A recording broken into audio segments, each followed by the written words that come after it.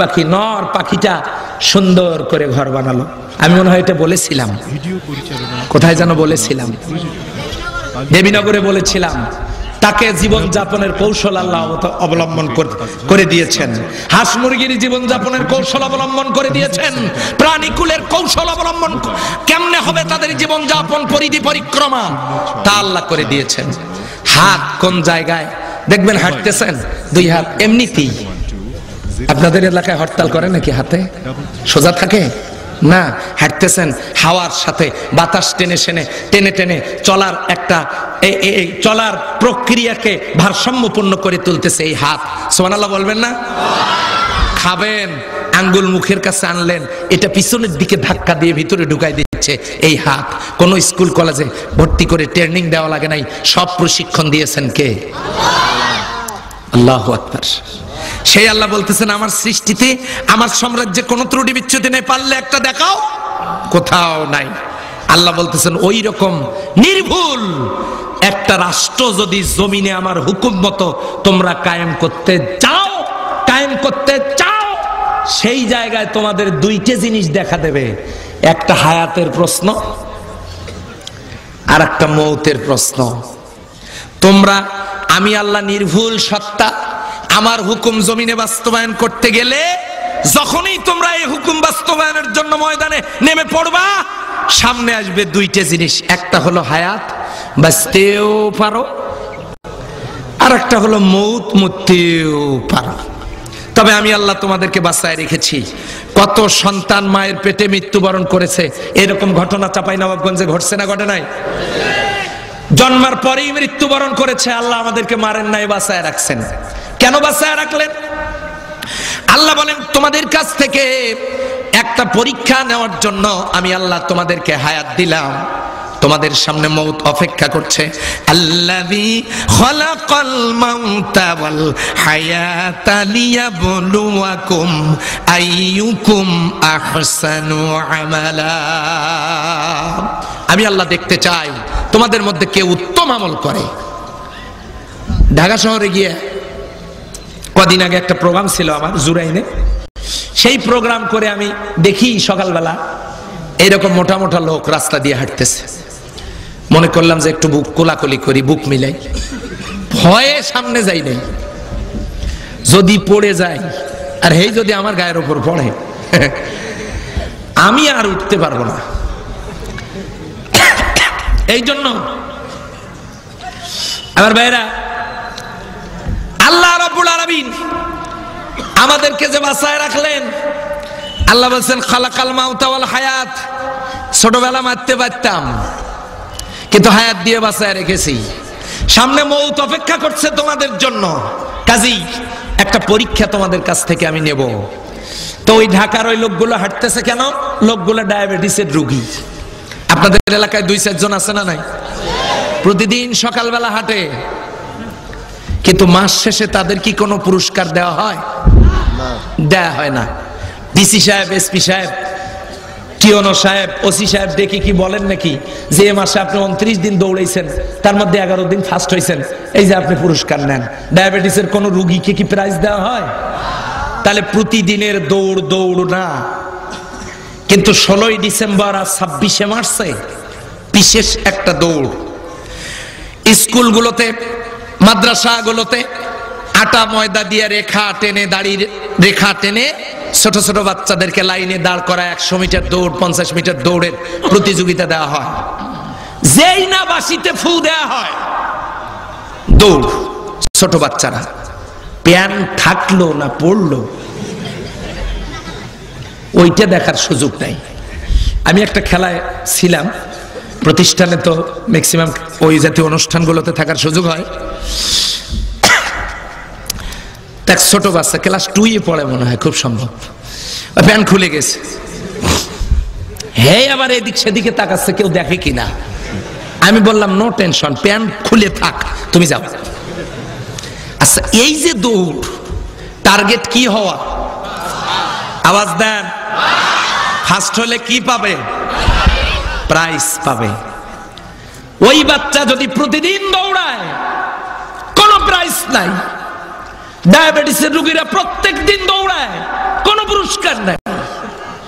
একদিনের বিশেষ দৌড়ে যেমন প্রাইজ পাওয়া যায়, আল্লাহ রাব্বুল আলামিন বলতেছেন আমার নিয়ামতগুলো খাও, আমার ইবাদত করবা, এটাই স্বাভাবিক। সকালে উঠবা, হাত মুখ পরিষ্কার করবা, ফজরের নামাজ পড়বা, দুপুর পর্যন্ত রুজি রিজিক তালাশ করবা, অফিসিয়াল কাজ কাম করবা, একটু বিশ্রামের জন্য হাত মুখ পরিষ্কার করবা, খাবা, আমার একটু সেজদা দিবা, বিকেল বেলা অবসরে আমার আসরের নামাজের সময় একটু সেজদা দিও, সন্ধ্যার সময় তোমার হাত মুখ সারা দিনের ব্যস্ততা শেষে একটু পরিষ্কার করা দরকার, মাগরিবের সময় সেজদা দিও। আর সারাদিন যে এত কিছু করতে পারলা, ঘুমাবার আগে আমারে স্মরণ করে এশার নামাজটা পড়ে শুইও। এত নিয়ামত খায় আল্লাহ। কুকুরের দিকে তাকান তো, কুকুরকে কি দেয়? যে হাড় চাবাইতে পারে না সেইটা নিয়ে বলে কালু। এ কালুপুরের লোক আবার মাইন্ড করেন না, আপনাদেরকে বলিলে। কুকুরকে ডাক দেয়া বলে কালু নে, ফিসাবিলিল্লাহ দান করলাম। কুকুর মনে মনে ভাবে তুমি এক দাতা, তোমার মতো লোক বাইসে থাকলে আগামী দিনে হাড্ডিও পাবো না। ডাস্টবিনে ফালায় দিলেন হাড্ডি, সেই হাড় মুখে নিয়ে কুকুর খেলো। কুকুর এই হাড় খেয়ে কুকুর বলল মনিব রে, তোমার বাড়িতে নেমক খাইছি, হাড় খাইছি, যদিও শুকনা হাড়টা আমারে দিছো, তারপরেও নেমক হারামি করব না, তুমি আরামে ঘুমাও, শীত হোক গ্রীষ্ম হোক, ঝড়ঝাপটা যাই হোক না কেন, টর্নেডো সাইক্লোন যাই হোক না কেন, মনিব রে তুমি ঘুমাও, তোমার বাড়িটা পাহারা দেওয়ার দায়িত্ব আমি নিলাম। কুকুর বাড়ির গেটের সামনে বসে থাকে, অপরিচিত অবস্থায় কোনোদিন শুধু যাইয়া দেখেন কি ব্যবহারটা করে। তুমি কে? মশানে আলাদা আছে না এরকম কিছু কুকুর?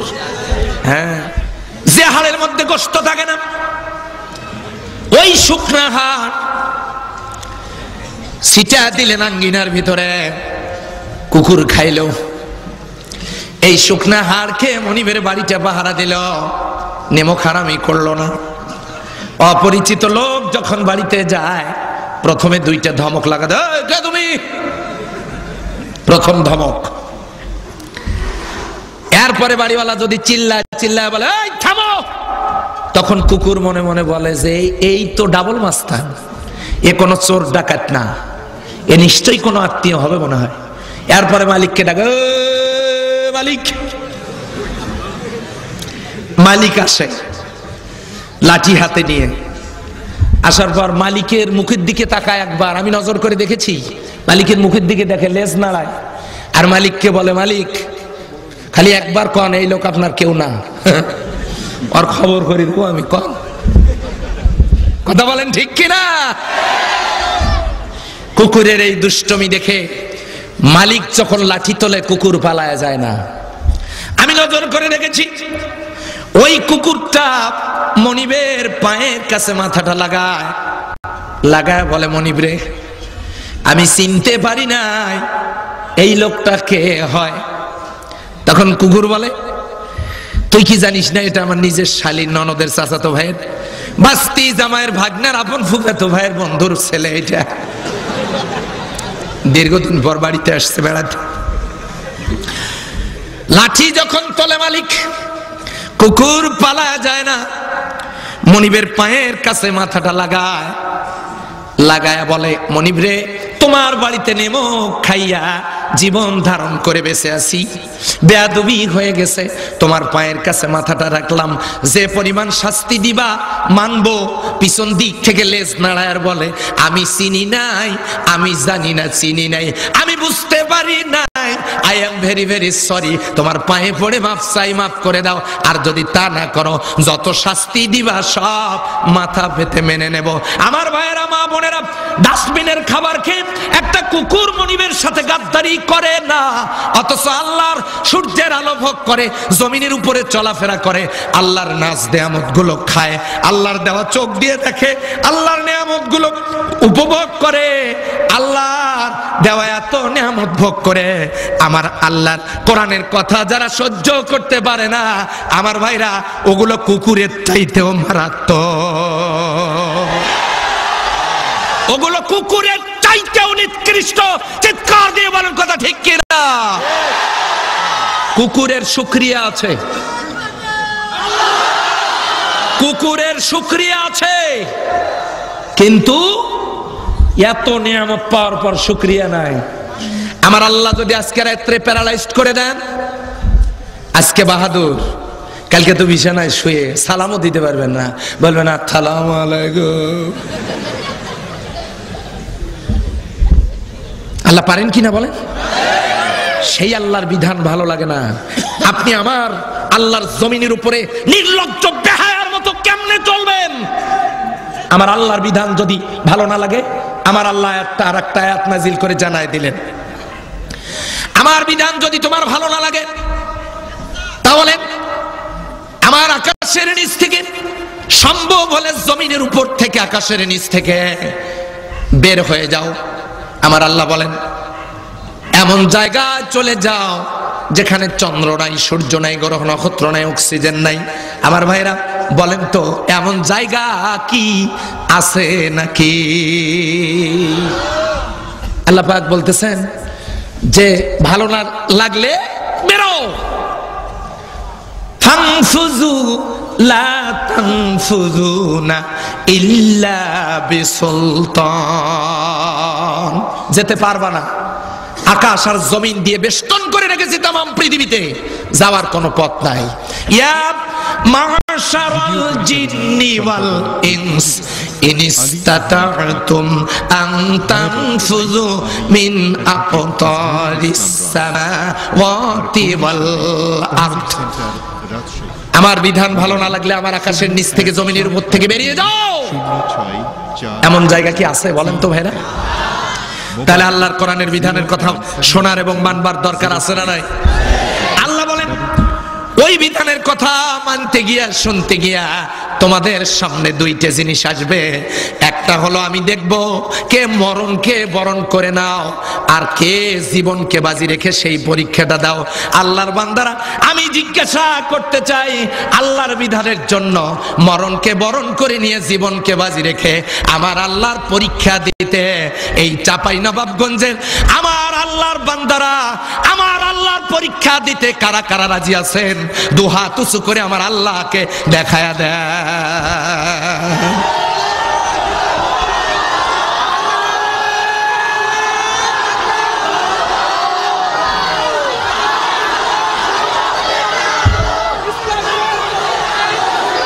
সম্মানিত বন্ধুগণ, সম্মানিত বন্ধুগণ, সেই পরীক্ষাটা কি?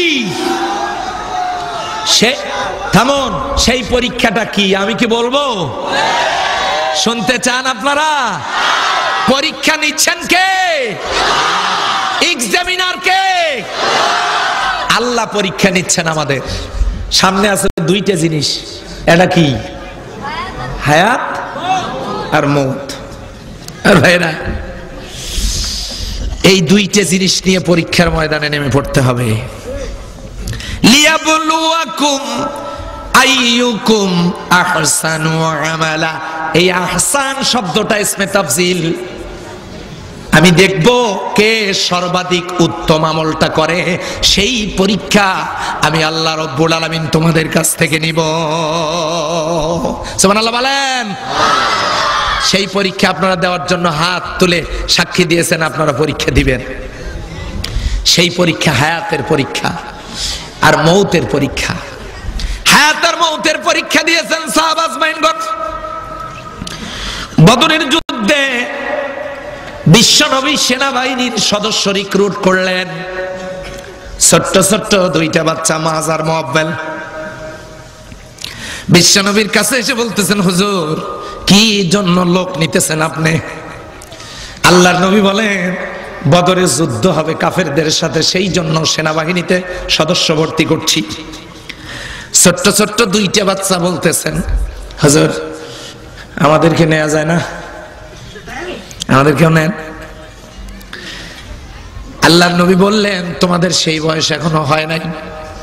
দুইজন ভাই তারা এতটাই জেদ করে বসলেন, আমাদেরকে নিতেই হবে। আল্লাহর হাবিব তখন একটা কাঠি নির্ধারণ করলেন, এই কাঠির মাপে যে হবে তারে নিয়ে নেব। সুবহানাল্লাহ বলেন। কাঠিটা ধরে আছেন বিশ্বনবী। বড় ভাইটা ওই জায়গায় গিয়া কাঠির মাপে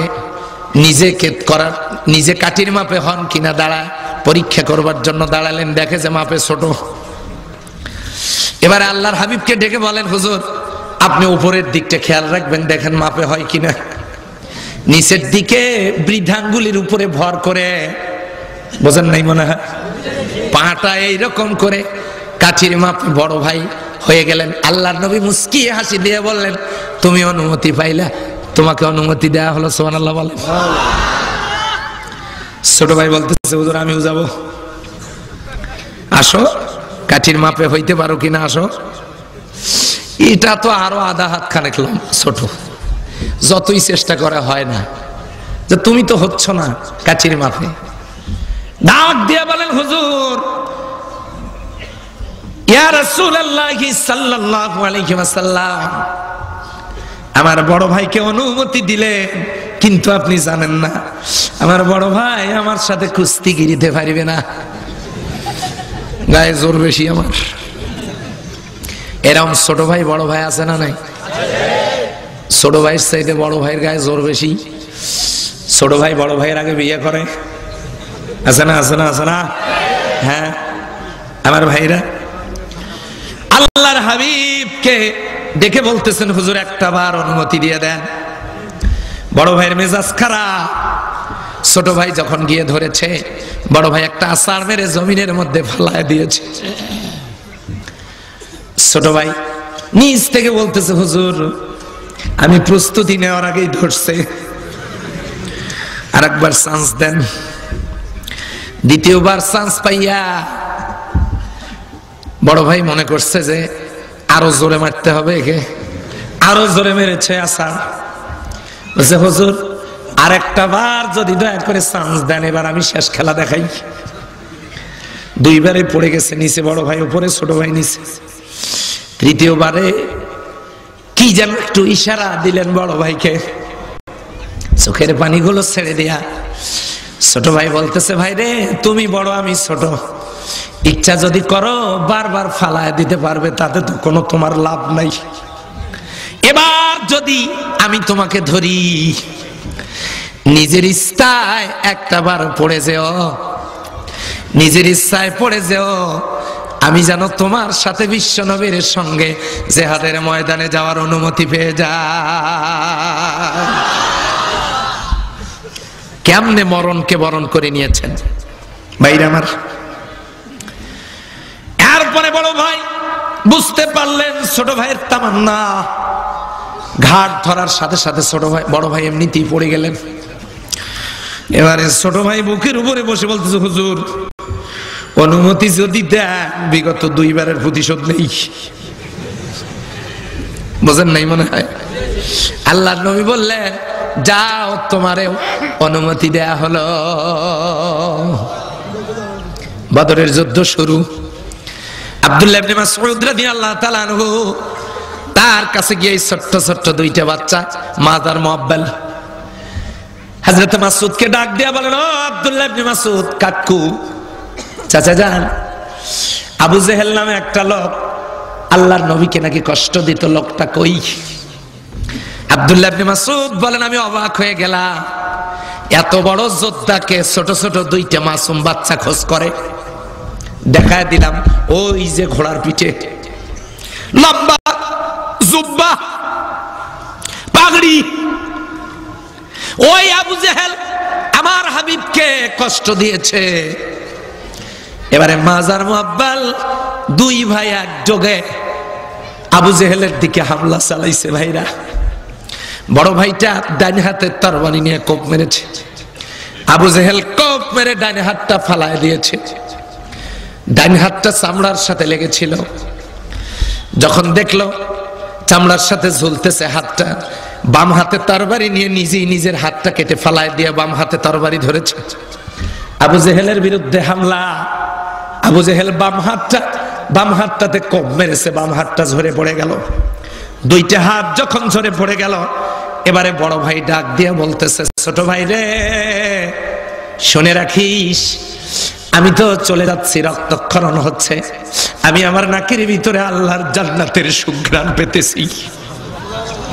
শুনে রাখিস, আমি চলে যাওয়ার পর তুই যতক্ষণ পর্যন্ত বেঁচে থাকবি, সুস্থ থাকবি, মনে রাখবি এই আল্লাহর দ্বীনের দুশমন যেন তোর হাত থেকে রেহাই না পায়, আর আল্লাহর নবীর যেন কোনো ক্ষতি হয়ে না যায়। বড় ভাই যখন জমিনে পড়ে গেলে, এবারে ছোট ভাই পিছন দিক থেকে এমন জোরে কোপ মেরেছে, আবু জেহেল ঘোড়ার পিঠ থেকে ছিটকে পড়েছেন, লাফ দিয়ে পড়েছে। পাশে দাঁড়িয়েছিলেন আব্দুল্লাহ ইবনে মাসউদ রাদিয়াল্লাহু তাআলা আনহু, সুযোগ পাইয়া এমন জোরে কোপ মেরেছে, কল্লা বডি থেকে কল্লাটা আবু জেহেলের আলাদা হয়ে গেছে। চিৎকার দিয়ে জোরে সরে বলেন সুবহানাল্লাহ। ছোট বাচ্চারা পর্যন্ত সেই পরীক্ষায় রাসূলকে কতটা ভালোবেসে তারা গেছেন, সেই পরীক্ষাটা কি আমার আল্লাহ বলতেছেন, লিয়াবলুয়াকুম আইয়ুকুম আহসানু আমালা। আমি তোমাদের উত্তম আমলের পরীক্ষা নেব। সেই উত্তম আমল কি?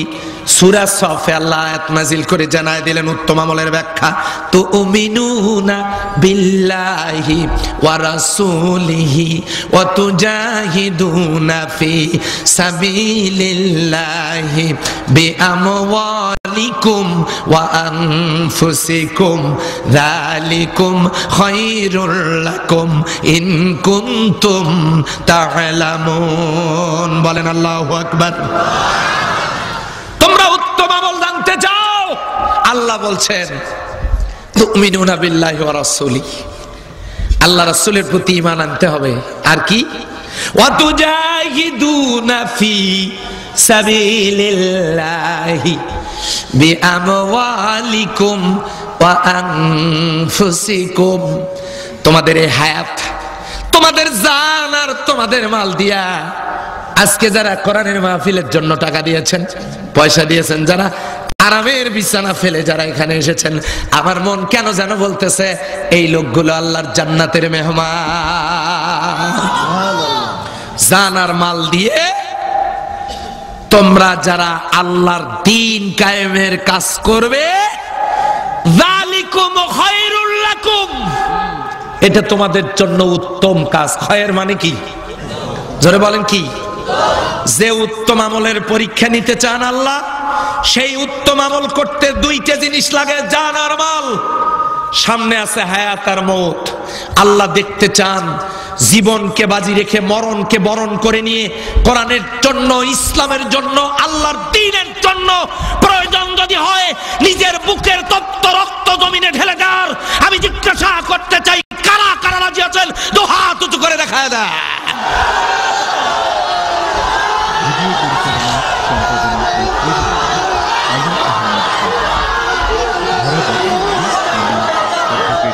সম্মানিত ভাইরা, এই আল্লাহর পথে থামুন।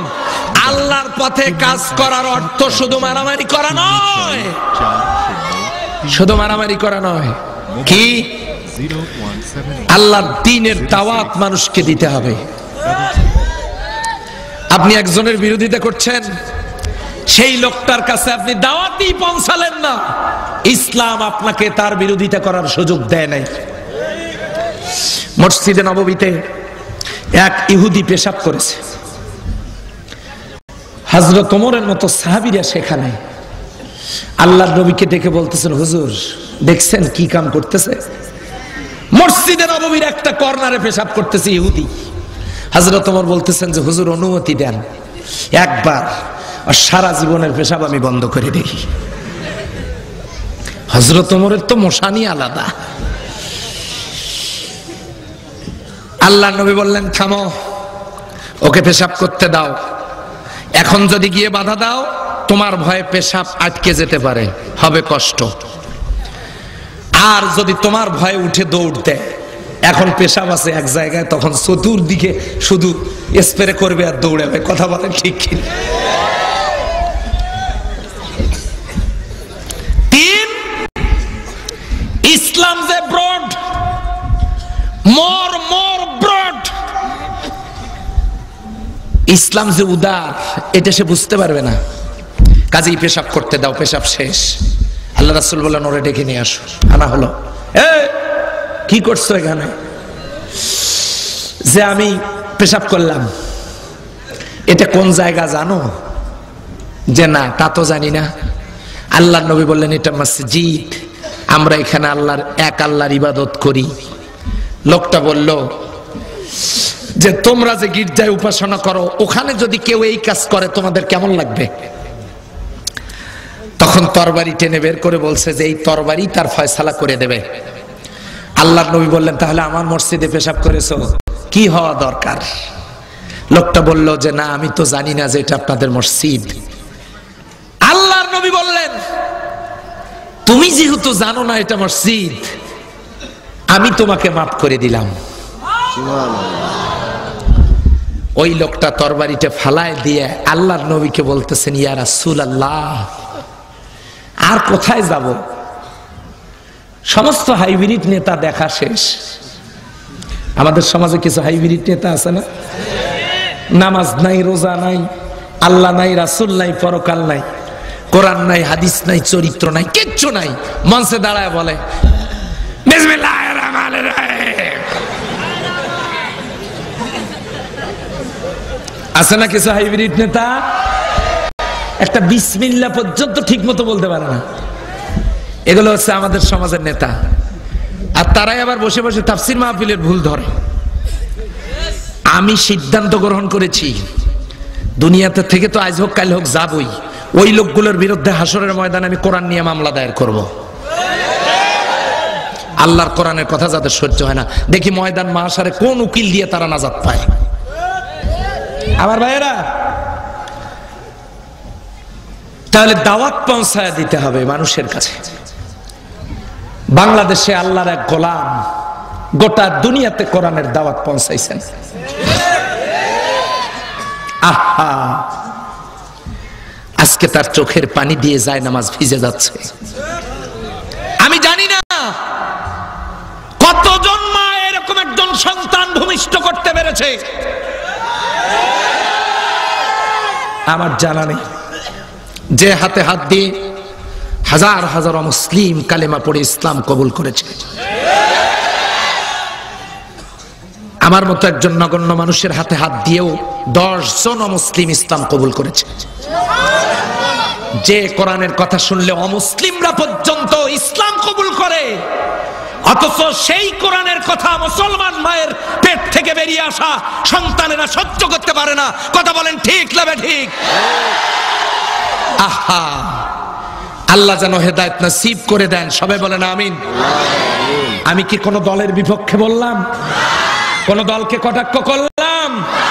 ভাইরা, দুনিয়া ছেড়ে যেতে হবে। কাজেই দুইটা জিনিস সামনে, হায়াত আর মৌত। কতদিন বাঁচবেন? বয়স যদি 100 আপ হয় তখন নিজে নিজেই বলবেন মালাকুল মউত রে তুই আমার চোখে দেই না। তার মানে তুমি কি আমার চোখে দাও না? আমি এখনো বেঁচে আছি কেন? হাঁটতে পারে না, চলতে পারে না, কমর সোজা করতে পারে না, সামি আল্লাহু লিমান হামিদা। কি যে এক যন্ত্রণা! সব বাহাদুরি আস্তে আস্তে শেষ হয়ে যাবে। কাজেই তার কাছে যেহেতু ফিরে যেতে হবে, উত্তম আমল কোনটা? জান আর মাল দিয়ে আল্লাহর জমিনে সবাই মিলে, আওয়ামী লীগ বলেন, বিএনপি বলেন, জামাত বলেন, জাতীয় পার্টি বলেন, তাবলীগ বলেন, পীরের মুরিদ, অন্যান্য দল, আপনারা মুসলমান, আপনাদের নামের আগের দিকে মোহাম্মদ লেখা আছে। বিশ্বাস করুন, আমি সব দলকে বলছি, এই কিতাব কার? আসেন না, এই কিতাবের জন্য আল্লাহর দেওয়া জান, আল্লাহর দেওয়া মাল, আল্লাহর দেওয়া সময়, আল্লাহর জন্য ব্যয় করে আমরা পরীক্ষায় পাশ করি। সম্মানিত ভাইরা, শৈশব গেল খেলাধুলায়, যৌবন গেল যৌবনের তাড়নায়, আই লাভ ইউ টু। আর বার্ধক্য চলে গেল জীবনের 3টে স্তর যদি চলে যায়, পরীক্ষার হলের 3 ঘন্টা সময় কোন ছাত্র যদি না লেখে, খাতায় প্রশ্নের উত্তর যদি না লেখে, সে যেমন পাস করতে পারবে না, ঠিক তেমনি আমার ভাইয়েরা, মা বোনেরা, শিশুকাল, যৌবনকাল, বার্ধক্য, এই 3টে স্তরে আমার আল্লাহর গোলামি যদি না হয়, আমার ভাইয়েরা বলেন তো পাস করার কোনো সম্ভাবনা আছে নাকি? তাহলে জান আর মাল দিয়ে কার জন্য কাজ করা লাগবে, কিসের জন্য কাজ করা লাগবে বলেন তো ভাইরা? শুধু তাফসির মাহফিল শুনলে হবে না। নতুন টিউবে ছোট বাচ্চা ফুটে সেফটি পেনের মাথা ঢুকাইছে, দোয়া করলে কি হাওয়া থাকবে? পানি ফোড়া দিলে, তারপরে ওটাতে আয়াতুল কুরসি পরে ফু দিলে থাকবে না। কি করা লাগবে গো? ফুটে ফুটে বন্ধ করতে হবে। কেমনে? প্রথমে ঘষা লাগবে ঝামা দিয়ে। তাফসির মাহফিলের নাম হলো ঝামা। ঝামা দিয়ে ঘষে আমার জীবনের কোন কোন জায়গায় ফুটে আছে, আমার ব্যক্তি জীবন, সমাজ জীবন, রাষ্ট্রীয় জীবন, রাজনৈতিক জীবন, আন্তর্জাতিক জীবন, অফিসে, আদালতে, ব্যবসায়, বাণিজ্যে, চাকরিতে, গাড়িতে, বাড়িতে, খেতে, খামারে, রাজনীতিতে, অর্থনীতিতে, সমাজনীতিতে, পরিবার নীতিতে, ইমানে, আমলে, কর্মে, নিয়তে, নামাজে, রোজায়, হজে, যাকাতে, পর্দায়, পুশিদায়, বিয়েতে, শাদিতে, কোথায় কোন জায়গায় ফুটে আছে তাফসির মাহফিলের ঝামা দিয়ে তা ঘষে বের করতে হবে। এবারে ফুটে বের হলো, লাগাতে হবে সলিউশন। সলিউশন মানে কি? আটা যেমন একখানে করে, সব দলের লোককে ঐক্যবদ্ধ হতে হবে। কথা বলেন ঠিক কিনা? হ্যাঁ, আটা লাগাইলাম মানে একখানে হলাম। তারপরে কেসির ডেট দিয়ে, হাতুড় দিয়ে ওই পটিটা আবার ডাবায় দেয় আপনাদের এলাকায় ফুটে বন্ধ করতে। কথা বলেন ঠিক কিনা? এরকম করে ডাবায় দেয়, পিটায় দেয়। ফুটে সেটা হলো বন্ধ করার জন্য যাকে যোগ্য মনে করবেন, যাকে যোগ্য মনে করবেন, আমি আবার বলছি, যাকে সৎ যোগ্য মনে করবেন, যার দ্বারা দুর্নীতির সম্ভাবনা নাই, গমচুরির সম্ভাবনা নাই, উন্নয়নের সম্ভাবনা আছে, এমন লোক তিনি যে কোনো দলের হতে পারেন। আপনারা করবেন কি? তাফসির মাহফিলের ঝামা দিয়ে ঘষলেন। সমাজের মধ্যে সুদ, নারীদের পর্দা নাই, মসজিদে জুতে চুরি, তারপরে জমি রাল ঠেলা, ওজনে কম দেয়া, খাদ্যে ভেজাল দেয়া, দুধে পানি দেওয়া, যৌতুক নেওয়া, নির্যাতন চালানো, অকাম কুকাম, পাপাচার, দুরাচার, অবিচার, তারপরে অন্যায়, সুদ ঘুষ, দুর্নীতি, অশ্লীলতা, বেহায়াপনা, চুরি, ডাকাতি, মদ, গাঁজা, নেশা, হেরোইন, ইয়াবা, সব এই যে ফুটে বের হলো তাফসির মাহফিলের আলোচনায়, এটা তাফসির মাহফিলের ঝামা দিয়া ঘষিয়ে বের করলাম। বের করার পর আটা লাগালাম, সলিউশন। সবাই মিলে একখানে গোলাম গিয়ে ঠাস করে ফুটের উপরে পটি বসায় দিবেন। দিলে কি হবে ভাইজান? তাফসির মাহফিলের অনুমতি হবে, যাত্রা গানের অনুমতি থাকবে না। কথা বলেন ঠিক কিনা? হ্যাঁ, এই থামো, সময় নাই আমার। তো যারা যাত্রা গান, অশ্লীলতার বীজ বাষ্প ছড়ান, এই বিষয়গুলো আমাদের খেয়াল রাখতে হবে। আমি কি কোনো দলের কথা বললাম? কোন ক্যান্ডিডেটের নাম বললাম? আমি ওগুলা দলের, কে তরমুজ পার্টি, কে নারিকেল পার্টি, কে তাল, কে বেল, ওগুলা আমি বলবো কেন? আপনাদের যেটা ভালো মনে হয় করেন। আমার ভাইয়েরা, আমার মা বোনেরা, লিয়াবলুয়াকুম আইয়ুকুম আহসানু আমালা, শুধু দোয়া দিয়ে হবে না, কাজে প্রমাণ করতে হবে। কথা বলেন ঠিক কিনা? এই রকম দোয়া কুফাবাসীরাও করেছিল। ইমাম হোসাইনের জীবন রক্ষার জন্য আগায় আসে নাই। কুফাবাসীরা করছে না করে নাই? ইমাম হোসাইনের জীবন রক্ষার জন্য আগায় আসে নাই। শুধু দোয়া করেছে। এই দোয়া দিয়ে ইমাম হোসাইনের জীবন রক্ষা হয় নাই।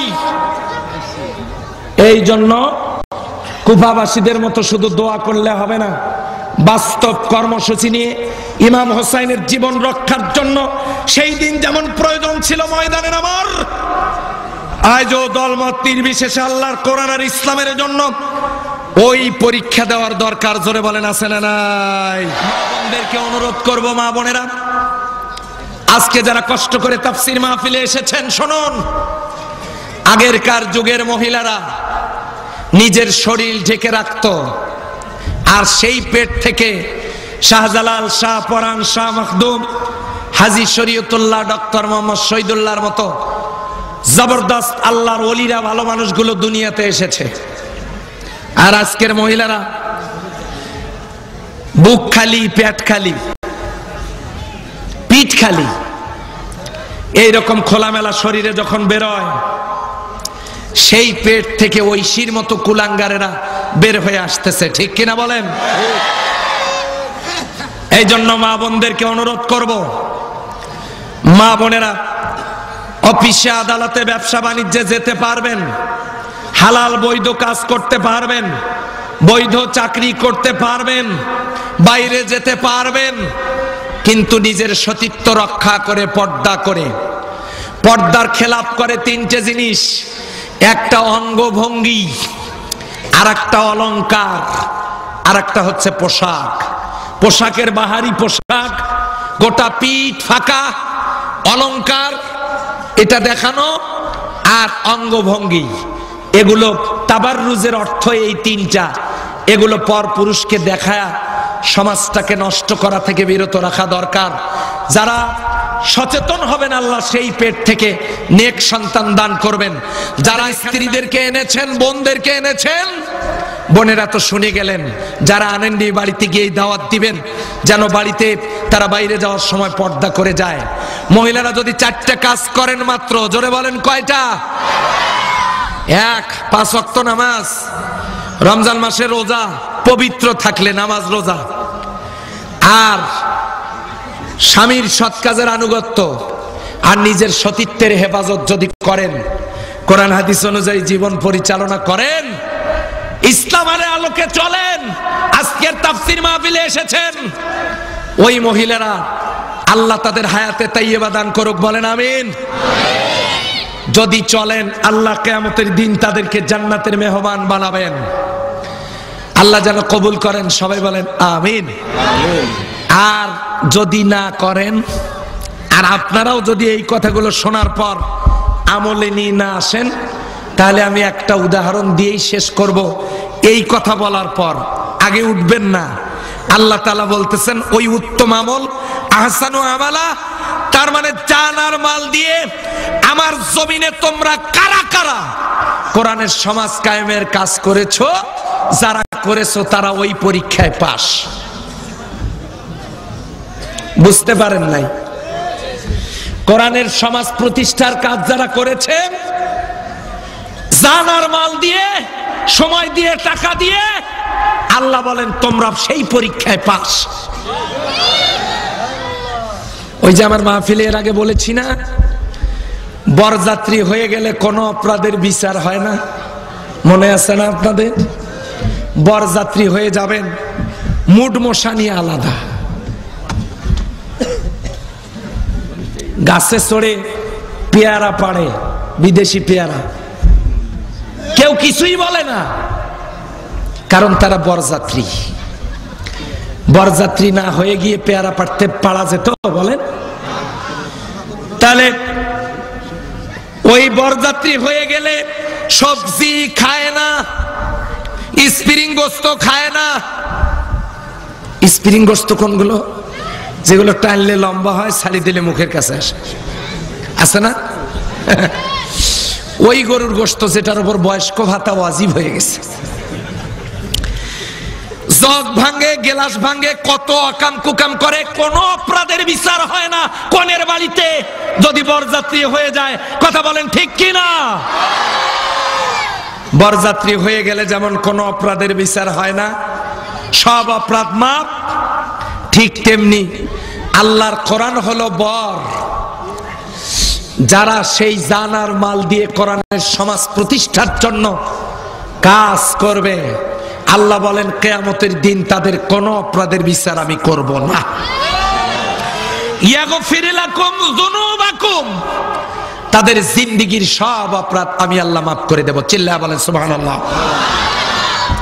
মাফ করে দেওয়ার আগে আল্লাহ বলতেছেন ওয়াহুয়াল আজিজ, পরাক্রমশালী আমি। কেমন পরাক্রমশালী? আমার শক্তির কাছে কারো কোনো বাহাদুরি টিকবে না, কেউ টিকতে পারবে না আমার শক্তির কাছে। ইব্রাহিম আলাইহিস সালাম একা নেমে পড়েছেন, আমি নমরুদকে বিদায় করেছি মশা দিয়ে, তোমরা শুধু জমিনে নেমে পড়ো, বিজয় দেওয়ার দায়িত্ব আমি আল্লাহ। জোরে বলেন, কথা ঠিক কিনা? ওহুয়াল আজিজ, মহাপরাক্রমশালী তিনি, তিনি সাহায্য সহযোগিতা করবেন। তাতানাজ্জালু আলাইহিমুল মালাইকা, ফেরেশতা পাঠিয়ে আল্লাহ সাহায্য সহযোগিতা করবেন মুমিনদেরকে। দল মত নির্বিশেষে সবাই যদি কিসের জন্য কাজ করতে পারি, আল্লাহ সাহায্য সহযোগিতা করবেন। এক। দুই, শুধু সাহায্য সহযোগিতাই করবেন না, পরের কথা হচ্ছে ওয়াল গফুর, এই কাজ করতে গিয়ে কোনো ত্রুটি বিচ্ছুতি যদি হয়ে যায় আমি আল্লাহ সব ত্রুটি বিচ্ছুতি গুলো মাফ করে দেব। সুবহানাল্লাহ। জোরে বলেন, আরো জোরে। কিসের কাজ করতে গেলে? কোরআনের পথে কাজ করতে গিয়ে ভুল ত্রুটি কারো যদি হয়েও যায়, আল গফুর, আমি ক্ষমাশীল, আমি মাফ করে দিয়ে দেব। শুধু মাফই করব না, ওয়াদখিলকুম জান্নাহ, আমি আল্লাহ জান্নাত দিয়ে দেব। চিল্লায়া বলেন সুবহানাল্লাহ। সেই জান্নাতে কি আমরা যেতে চাই? এখন বাড়িতে গিয়ে ভাবুন, শেষ কথা কি? ব্যাং বন্ধুত্ব করতে চাই ইঁদুরের সাথে। ও মাহফিলেও বলেছে, আজও বলি, ব্যাং বন্ধুত্ব করতে চাই ইঁদুরের সাথে। Oh my dear friend, come here. ইঁদুরকে ডাক দিয়েছে ব্যাং। ইঁদুর বুঝতে পারে নাই ব্যাঙের মাথায় ষড়যন্ত্র, কুবুদ্ধি দিয়ে ভরা ষড়যন্ত্রের জাল। কে বোঝে নাই? কথা কিন্তু শেষ করে দিয়েছি, এটা বোনাস কথা বলছি, কথা শেষ। এখন শোনেন, ইঁদুর সেখানে যাওয়ার পর বলছে তোমার সাথে আমি বন্ধু হতে চাই, তুমি কি হবা আমার সাথে বন্ধু?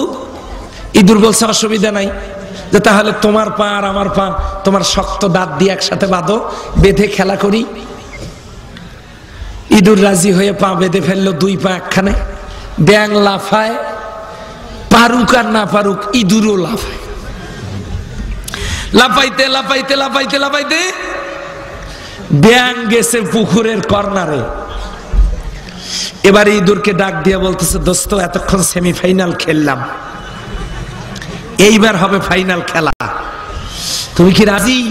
হ্যাঁ, অসুবিধা নাই। তখনও ব্যাং বোঝে নাই ভেতরে আছে কি, ভিতরে কি আছে? ষড়যন্ত্র। এবারে ব্যাং বলতেছে বাঁধনটা পরীক্ষা করে দেখো তো ঠিক আছে কিনা। ইঁদুর বলল নো প্রবলেম। এরপরে ব্যাং এমন জোরে লাফ দিয়েছে পানির মধ্যে, সঙ্গে ইঁদুরও। পানির মধ্যে ব্যাং গেলে সমস্যা নাই, সমস্যা কার? আস্তে কন, ইঁদুর শুনলে মাইন্ড করতে পারে, খুব ধীরে বলেন সমস্যা কার? ইঁদুর পানি খাইতে খাইতে খাইতে খাইতে মরে পচে ফুলে পানির উপরে ভেসে উঠেছে। উপর দিয়ে যাচ্ছে সিল, নজর করে দেখে কি ভাসে, সো মেরে টান দিয়ে নিয়ে গাছের ডালে বসে মজা করে খাচ্ছে ইঁদুরকে, কিন্তু নিচের দিকে কি যেন নড়ে। সাইড দিয়ে তাকায় দেখে, বাহ, একেবারে টাটকা তাজা মোটা তাজা হাইব্রিড সাইজের একটা ব্যাং। সে এখানে আসলো, খাসি পচা জিনিস টাটকা জিনিস এখানে। ইঁদুরটাকে খাওয়ার পর ওই সিল মজা করে ওই ব্যাংটাকেও খেলো। ষড়যন্ত্র করেছিল ব্যাং ইঁদুরকে মারবে। ইঁদুর শুধু একা মরল না, ষড়যন্ত্রকারী ব্যাঙও ওই ফাঁদে পা দিয়ে চলে গেল। কথা বলেন ঠিক কিনা? একটু ভালো করে বুঝেন। ষড়যন্ত্র যদি মাথায় থাকে, শুনুন, ষড়যন্ত্র করা সহজ। Today and tomorrow I must feel it. একই ষড়যন্ত্রের পাতানো ফাঁদে হয়তোবা নিজেদেরকেও বরবাদ হওয়া লাগবে। কথা বলেন ঠিক কিনা?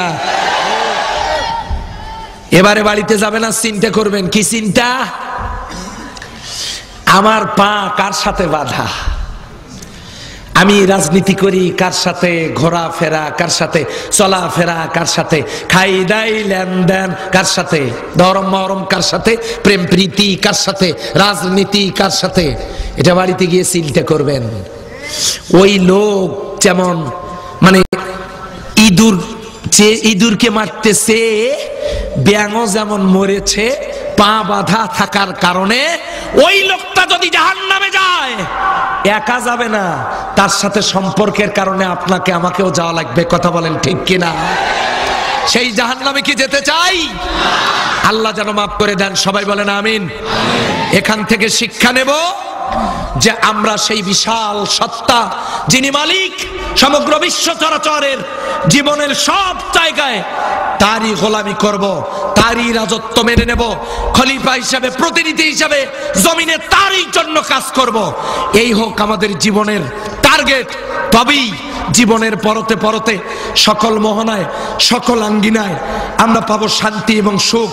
আল্লাহ যেন কবুল করেন। সবাই বলেন আমিন। আমার ছোট্ট একটা বই আজকে পাবেন এখানে মঞ্চে, আপনারা সংগ্রহ করবেন। ওই বইয়ের ভিতরে আমার মোবাইল নাম্বার রয়েছে, অনেকে মোবাইল নাম্বার চান, ওইটার ভিতরে আছে। আর তত্ত্ববহুল আলোচনার কিছু ভিডিও সিডি ডিস্ক আছে, আপনারা এটা সংগ্রহ করবেন। তাহজিব সেন্টার এটা উপস্থাপন করেছে, আপনারা সংগ্রহ করবেন।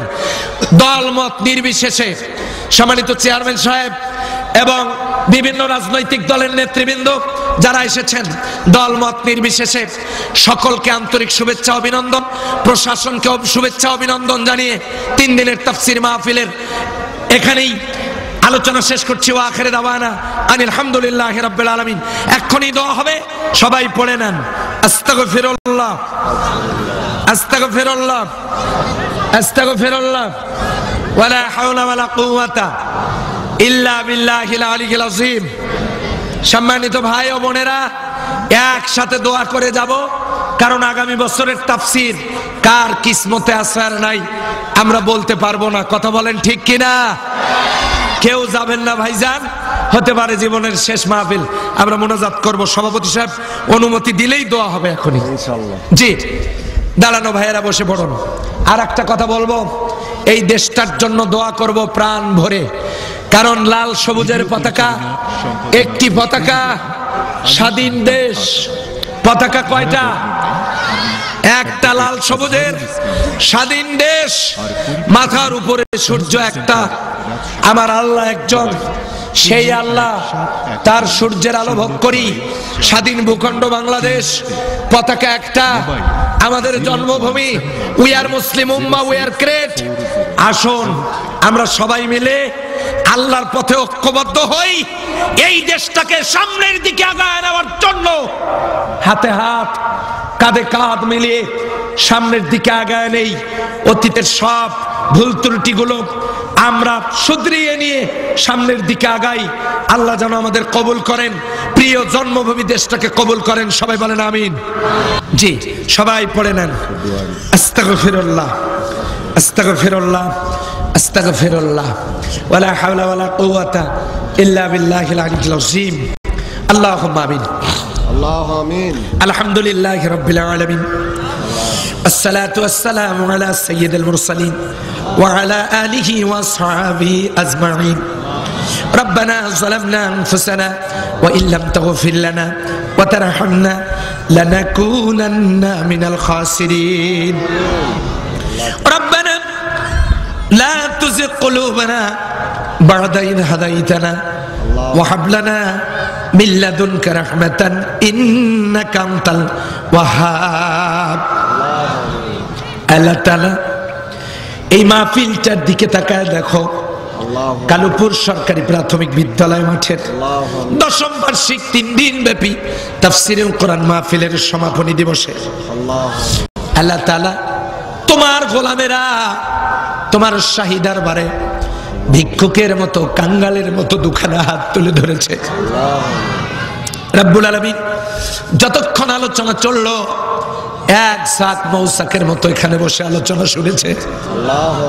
কোরআন শোনার জন্য যাদের হৃদয়ে এত মায়া, আল্লাহ তুমি বলো তো কেন তাদেরকে মাফ করে দিবা না? রব্বুল আলামিন দুনিয়ার আগুন সহ্য হয় না, জাহান্নামের আগুনে জ্বলতে পারবো না। জাহান্নামের আগুন আমাদের সকলের জন্য হারাম বানায় দাও আল্লাহ তাআলা।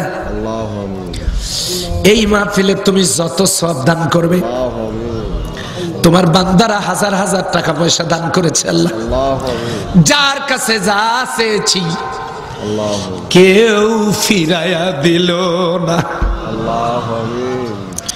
তোমার কোরআনের জন্য, ইসলামের জন্য যারা হাজার হাজার টাকা দান করে মাবুদ, কষ্ট করে আরামের বিছানা ফেলে মাহফিল শুনতে আসে, আমাদের সকলের দান মেহনত তুমি কবুল করে নাও। এর যা সওয়াব বরকত তুমি দেবে সোনার মদিনা নবী পাকের রূহ মুবারকে পৌঁছে দাও। তাম দুনিয়ার মাটির নিচে যত মুমিন মুমিনাত ঘুমায় গেছে আল্লাহ, যারা পরিমাণ ঈমান নিয়ে যারা কবরে চলে গেল, আল্লাহ দয়া করে তাদের আরোহণ পরে হাদিয়া পৌঁছে দাও। রব্বুল আলামিন আরশে আজিম থেকে তোমার কুদরতি নজর দিয়া আমাদের দিকে একটা বার তাকাও। এই মাহফিলে কত মানুষ হাত তুলে ধরেছেন, এই দুনিয়ায় যাদের মা ডাকার আর কেউ নাই। কত মানুষ মা ডাকে, কত মানুষ বাবা ডাকে, কিন্তু তুমি দেখো এখানে তোমার বান্দা বান্দীদের ভিতরে এমন অনেকেই বসে আছেন যারা তাদের মাকে মা বলে ডাকতে পারে না, কবরের কাছে যায়, চোখের পানিগুলো ছেড়ে দেয়, ডাকে মা, ও আমার দরদের মা, কতদিন থেকে তোমার সোনা মুখটা দেখতে পাই না। আল্লাহ তুমি তাকায় দেখো এই মাহফিলে যাদের মা নাই বাবা নাই, ওই বাবা হারা মা হারা সন্তানদের চোখের কোনায় হয়তো পানি এসে গেছে,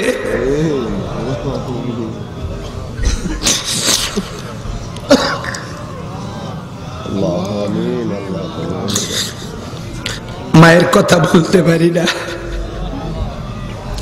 বাহির থেকে প্রোগ্রাম করে যখন বাড়িতে যায় মুখটার দিকে চেয়ে জনম দুঃখিনী মায়ের চোখের কোনায় পানি, ডাক দিয়ে বলি মা বাড়িতে তো এসেছি, তোমার চোখে পানি কেন?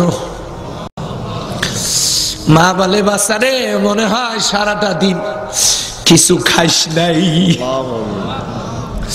দুনিয়ার কোন মানুষ এত সুন্দর করে খোঁজ নেয় না, আজকে যার মা নাই সেই তো বোঝে, বাবা যার নাই বাবা হারানোর ব্যথা তো তিনি জানেন। আল্লাহ সেই বাবা মায়ের কবরগুলোকে দয়া করে জান্নাতের টুকরায় পরিণত করে দাও। রব্বির হামহুমা কামা রাব্বায়ানি সগীরা। আই পরওয়ারদিগার, বাবা মা যাদের বেঁচে আছে হায়াত দারাজ করো আল্লাহ, সেবা করার তৌফিক দিয়ে দাও। এই মাহফিলে যত মুরব্বী আল্লাহ, এই মঞ্চে এই এলাকার একজন খ্যাতনামা আলেম, দীর্ঘদিন পর্যন্ত মনাকষা কেন্দ্রীয় জামে মসজিদের খতিব ছিলেন। আমার পিতার চাইতেও বয়স তার বেশি। আল্লাহ তাআলা উনি আমার সাথে হাত তুলে ধরেছেন। আল্লাহ, যত মুরব্বী এখানে আছেন আল্লাহ, দয়া করে ওই মুরব্বীদেরকে তাড়াতাড়ি উঠায়া নিও না, আমাদের সমাজটাকে বরকত শূন্য করো না। দাড়ি পাকা মুরব্বীদের হায়াতে তাইয়্যিবা দান করে দাও। এই মাহফিলে যারা অসুস্থ শেফায়ে কামেলা দান করে দাও। মাননীয় সভাপতি সাহেবের স্ত্রী আমাকে বলেছেন দয়া করে একটু দোয়া করবেন তার জন্য। আল্লাহ, আমার দোয়ায় কি হবে আমি জানি না, তবে মুসাফির মানুষ, আল্লাহ তুমি তোমার রহমত দিয়া সভাপতি সাহেবের স্ত্রী সহ এই মাহফিলে যারা অসুস্থ শেফায়ে কামেলা দান করে দাও। যারা ঋণগ্রস্ত ঋণ পরিশোধের ব্যবস্থা করে দাও। চাকরিজীবীদের হালাল পেশা কবুল করে নাও। বেকারদের কর্মসংস্থানের ব্যবস্থা করে দাও। কৃষিজীবীদের শস্য জিরাতে বরকত দিয়ে দাও। ছাত্র ছাত্রীদের সিনা খুলে দাও। পরীক্ষার্থীদের কামিয়াব নসিব করে দাও। আল্লাহ, কৃষক শ্রমিক মেহনতি মানুষ আল্লাহ, যারা দিন মজুর খেটে খাওয়া মানুষ আল্লাহ, তাদের সুস্থ রাখো, কামাই রোজগারে বরকত দিয়ে দাও। আল্লাহ, এই মাহফিলের কলিজার টুকরা আমার যুবকগুলো, এই মাহফিলের যারা আয়োজক কমিটির সদস্য, হাজার হাজার যুবক এসেছে আল্লাহ এই মাহফিলে। আল্লাহ, যুবকগুলোকে তোমার কাছে ভিক্ষা চাইতেছি আল্লাহ, তুমি দয়া করে তাদের নামাজি বানাও আল্লাহ। কোরআন আর ইসলামের পথে দয়া করে ফিরায় দাও আল্লাহ। আল্লাহ, বিভিন্ন রাজনৈতিক দলের যত নেতা কর্মী এখানে আছে আল্লাহ, আমি কারো বিরুদ্ধে কোনো কথা বললাম না, তাদের জন্য দোয়া করছি আল্লাহ। আল্লাহ, তুমি দয়া করে তাদেরকে কোরআনের পথে ফিরায় দাও আল্লাহ, ইসলামের পথে ফিরায় দাও আল্লাহ। আজকে যারা অন্যান্য রাজনৈতিক দলের নেতৃত্ব দেন, তারা যদি কোরআনের ময়দানে নেতৃত্ব দিতেন, তাদের নেতৃত্ব হতো ওমরের মতো। আল্লাহ, তুমি দয়া করে সকলকে কোরআনের জন্য ইসলামের জন্য কবুল করো আল্লাহ। আমার দেশের পুলিশ, আমার দেশের আর্মি, আমার দেশের র্যাব, আমার দেশের বর্ডার গার্ড, আমার দেশের প্রশাসন আল্লাহ, আমার দেশের সাংবাদিক আল্লাহ, তুমি সকলের উপর রহম করে আল্লাহ তাদেরকে তুমি কোরআনের হেদায়েত দিয়ে দাও আল্লাহ। সকলের কিসমতে হেদায়েত নসিব করে দাও আল্লাহ। আজকে একসাথে হাত তুলে ধরেছি, এখান থেকে গিয়ে সবাইকে ঐক্যবদ্ধভাবে তোমার দ্বীনের পথে কাজ করবার তৌফিক দিয়ে দাও আয় আল্লাহ। যে বাংলাদেশে জন্মগ্রহণ করেছি, এটা আমার জন্মভূমি। এই জন্মভূমিটাকে, প্রিয় জন্মভূমিকে আল্লাহ তুমি এই জন্মভূমির স্বাধীনতা সার্বভৌমত্বকে কিয়ামত পর্যন্ত কবুল করো আল্লাহ। সকল ষড়যন্ত্রের হাত থেকে আমার এই জন্মভূমি বাংলাদেশকে তুমি হেফাজত করো আল্লাহ। নিজের কলিজাটার চাইতেও বেশি ভালোবাসি এই দেশটাকে আল্লাহ। এত সুন্দর দেশ পৃথিবীর অন্য কোথাও আছে কিনা আমার জানা নেই আল্লাহ। শতকরা 90 জন মুসলমানের এই দেশটাকে তুমি তোমার দ্বীনের জন্য কবুল করো আল্লাহ। তাম দুনিয়ায় কোরআনের কথা, ইসলামের কথা বলতে গিয়া বিশ্বের বিভিন্ন দেশে মুসলমানেরা ইহুদি নাসারাদের দ্বারা নির্যাতিত হচ্ছে। তাম দুনিয়ার জালেমদের হাত থেকে আল্লাহ দয়া করে মজলুম মুসলমানগুলোকে তুমি হেফাজত করো আল্লাহুম্মা শাদ্দিদ শামলাহুম, আল্লাহুম্মা মাসসিক জামাহুম, আল্লাহুম্মা দাম্মির দিয়ারহুম, আল্লাহুম্মা ইন্না নাজআলুকা ফি নুহুরিহিম ওয়া নাউযু বিকা মিন শুরুরিহিম। রব্বানা তাকাব্বাল মিন্না ইন্নাকা আনতাস সামিউল আলিম ওয়া তুব আলাইনা ইন্নাকা আনতাত তাওয়াবুর রহিম আলাম ইয়াজআল কাইদাহুম ফি তাদলিল আলাম ইয়াজআল কাইদাহুম ফি তাদলিল আলাম ইয়াজআল কাইদাহুম ফি তাদলিল ওয়া আরসালা আলাইহিম তায়রান আবাবিল তারমিহিম বিহিজারাতিন মিন সিজিল ফাজআলাহুম কাসফিম মাকুল আল্লাহু আকবার সুবহানা রাব্বিকা রাব্বিল ইজ্জাতি আম্মা ইয়াসিফুন ওয়া সালামুন আলাল মুরসালিন। আল্লাহর একটা দোয়া করি, পর্দার অন্তরালে যত মা বোন হাত তুলে ধরেছে, আল্লাহ দেখো আমার আদরের মা বোনেরা মায়ের কথা মনে করে, বাবার কথা মনে করে, কারো বা স্বামী দুনিয়া ছেড়ে চলে গেছে, স্বামীর কথা মনে করে, কলিজার টুকরা সন্তান মায়ের কোল খালি করে চলে গেছে, সন্তানের কথা মনে করে চোখ দিয়ে বৃষ্টির মতো পানি তাদের টপ টপ করে ঝরতেছে। কিছু মহিলা আছেন নির্যাতিতা, কিছু আছেন অসুস্থ, কেউ বা অসহায়, কেউ বা বিধবা, কেউ বা নিঃসন্তান। ও আল্লাহ, কার মনে কি ব্যথা যন্ত্রণা তুমি ভালো জানো। প্রত্যেকের দিলের নেক আশাগুলো পূরণ করে দাও আল্লাহ। আমাদের সকলকে কবুল করো আল্লাহ, এই মাহফিলকে কবুল করো আল্লাহ। আল্লাহ যেগুলো বলতে পারলাম সেগুলো তো বলতে পারলাম, আর যেগুলো বলতে পারলাম না অথচ আমাদের জন্য দরকার, আল্লাহ তুমি তাই আমাদেরকে দিয়ে দাও। সুবহানা রাব্বিকা রাব্বিল ইজ্জাতি আম্মা ইয়াসিফুন ওয়া সালামুন আলাল মুরসালিন ওয়ালহামদুলিল্লাহি রাব্বিল আলামিন।